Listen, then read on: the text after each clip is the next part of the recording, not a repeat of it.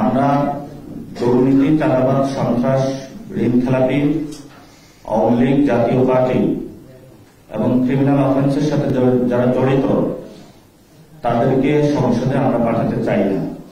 এই ধরনের যদি স্ক্রুটিনি করে আপনারা পাবলিক আইতে কাউকে পান, আমাদেরকে সাথে সাথে জানালে আমরা তাদের প্রার্থীটা বাতিল করে দেব। আমরা একটি বুলেট রেগুলেশনের পরে ব্যালট রেগুলেশনে যাচ্ছি এবং এই ইলেকশনে আমরা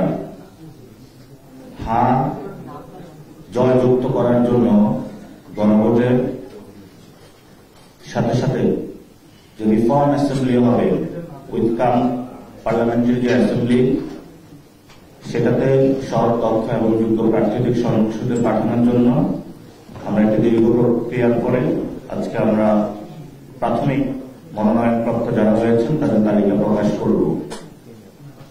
সেই ক্ষেত্রে পুরো বাংলাদেশের মানুষকে আমরা আহ্বান জানাবো যে আপনারা যখন ভোট দিতে যাবেন তবে গণভোটের হায়ের পক্ষে একটি ভোট দিবেন আপনারা, এবং যারা প্রার্থী তালিকায় আমাদের নমিনেশন প্রাপ্ত হবেন তাদের প্রতি আমাদের ইনস্ট্রাকশন থাকবে যে আপনারা হায়ের পক্ষে মাঠে ক্যাম্পেইন করবেন, সাবধানগুলিতে ভোট চাইবেন এবং এই মনোনয়ন যারা পেয়েছেন আমাদের জাতীয় নাগরিক পার্টি যে কোনো সময় যদি কেউ বিশৃঙ্খলা সৃষ্টি করেন, কারো বিরুদ্ধে দুর্নীতি, চাঁদাবাজি, সন্ত্রাস, ঋণ খেলাপি, ক্রিমিনাল কোন অফেন্স অ্যাক্টিভিটিস পাওয়া যায়, আমরা এটা জনগণের সামনেও প্রকাশ করতে যাচ্ছি জনগণের কোর্টে।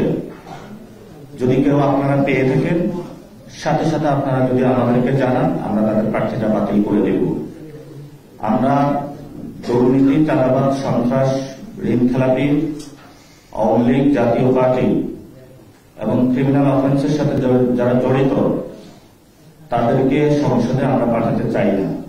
এই ধরনের যদি স্ক্রুটিনি করে আপনারা পাবলিক আইতে কাউকে পান, আমাদেরকে সাথে সাথে জানালে আমরা তাদের প্রার্থীটা বাতিল করে দেব।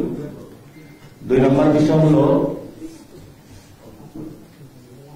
ইলেকশন কমিশনের একটি সংস্কার রিপোর্ট বের হয়েছে, আরপিও সংসদে নিয়ে এসেছে। আমাদের কাল বা এরপরে তফসিল ঘোষণা হতে যাচ্ছে। তফসিলের পরে ইলেকশন কমিশনের হাতে বাংলাদেশের নির্বাচন পরিবেশের সবকিছু তত্ত্বাবধান তাদের হাতে চলে যাবে। আমাদের যারা প্রার্থী হবেন, দলীয় নেতা কর্মী রয়েছেন পুরো বাংলাদেশে, আমরা তাদেরকে আহ্বান জানাবো তফসিল ঘোষণার পরে নির্বাচনী যে নীতিমালা বিধি রয়েছে প্রত্যেকটি পুঙ্খানুপুঙ্খানুভাবে আপনাদের পালন করতে হবে। যদি কারো পোস্টার থাকে, ব্যানার থাকে, সরাসরি গিয়ে উপস্থিত হয়ে নামিয়ে ফেলবেন। আমরা এই ইলেকশনে নির্বাচন কমিশনের যে নীতিমালা রয়েছে অক্ষরে অক্ষরে পালন করতে চাই। একটি সুন্দর নির্বাচনী ব্যবস্থার মধ্য দিয়ে আমরা বাংলাদেশের নতুন পরিবর্তনের দিকে যেতে চাই। সেই ক্ষেত্রে যারা মনোনয়ন প্রাপ্ত হচ্ছেন এবং অপরাপর রাজনৈতিক দল সবার প্রতি আমাদের আবেদন থাকবে, নির্বাচন কমিশন পার ভোটারকে 10 টাকা করে নির্ধারণ করেছে। সেই ক্ষেত্রে বেশি শক্তির এবং টাকার খেলার যে রাজনীতি হচ্ছে, সেই টাকার খেলার রাজনীতি থেকে বের হয়ে নির্বাচন কমিশনের নীতিমালা অনুযায়ী ফাইন্যান্সিয়াল পলিসি এবং ক্রিমিনাল যে পলিসিগুলো রয়েছে, যে অপরের প্রতি আমরা বাজে ব্যবহার করব না, সেই ধরনের প্রত্যেকটা নিয়ম নীতি মেনে আপনারা মাঠে কাজ করবেন। যদি আপনাদের কাউকে এমন আমরা পাই যে আপনি বাংলাদেশের সংস্কারের বিষয়গুলো নিয়ে আপনি সেগুলো মান্য করছেন না, তাহলে আমরা আপনাদের প্রার্থীতা বাতিল করতে বাধ্য হব। এবং কেউ যদি মাঠে বিশৃঙ্খলা সৃষ্টি করে, দলীয় শৃঙ্খলা ব্যত্যয় করে কোন কাজে লিপ্ত হয়, আমরা তাদের প্রার্থীতা বাতিল করব। আমরা নতুন একটি সংস্কৃতির দিকে যাচ্ছি। বিপ্লবের অগ্নিগর্ভের সন্তানেরা, আশা করি আপনারা এগুলো মেনে চলবেন। আমরা একটি নতুন পরিবর্তনের যাত্রার দিকে যাচ্ছি। আমরা প্রথম যে তালিকা, সেটাতে 125 জনের তালিকা আমরা প্রকাশ করতে যাচ্ছি। আমরা দ্বিতীয় ধাপে বিএনপির যারা বিদ্রোহী রয়েছেন, তবে রিফর্মের পক্ষে আপনারা আছেন, জামায়াতের যারা বিদ্রোহী রয়েছেন, রিফর্মের পক্ষে যারা আছেন, বিভিন্ন সিভিল সোসাইটির যারা দক্ষ, যোগ্য যারা রয়েছেন, দ্বিতীয় তালিকায় আমরা তাদের নামগুলো রাখার চেষ্টা করব। প্রথম তালিকায় আমরা সবাই নাম রাখতে পারি না, এই জন্য আপনাদের কাছে দুঃখ প্রকাশ করছি। আমাদের আরো 2টি তালিকা যাবে।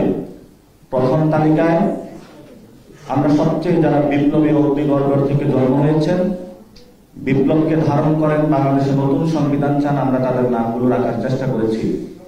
দ্বিতীয় তালিকায় বিদ্রোহী কিন্তু রিফর্মের পক্ষে নতুন বাংলাদেশ গঠন করতে চান, এই ধরনের মন মানসিকতা যাদের আছে, যারা আপনারা পেশি শক্তি, রাজনীতি এবং টাকার কাছে হেরে গিয়েছেন বিভিন্ন দলের মনোনয়নে, কিন্তু আপনার জনগণের সাথে কানেকশন আছে, জনগণের সাথে প্রতিনিধিত্ব করতে চান সংসদে, জনগণকে নিয়ে আমাদের দরজা আপনাদের জন্য উন্মুক্ত রয়েছে। আর প্রথমে আজকে আমরা একটি নতুন ব্যালট রেগুলেশনের দিকে যাচ্ছি, আপনারা আমাদেরকে সাপোর্ট দিবেন।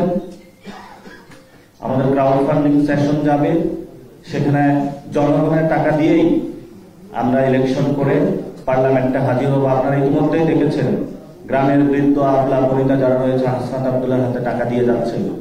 আমরা এমন একটি বাংলাদেশ দেখতে চাই যেখানে হলো গডফাদার হয়ে, সন্ত্রাসী হয়ে জনগণের পকেটের টাকা কেটে নিয়ে ভোট কেনার জন্য এক্সটর্শনের মাধ্যমে নতুন একটি নব্বর ফেসিজম সৃষ্টির দিকে যারা পায়তারা চালাচ্ছেন, আমরা এই নির্বাচনে তাদেরকে না বলবো, নতুন বাংলাদেশের পক্ষে হ্যাঁ বলবো জনগণের, এবং 7 লাখের বিজয় ইনশাল্লাহ ছিনিয়ে আনবো।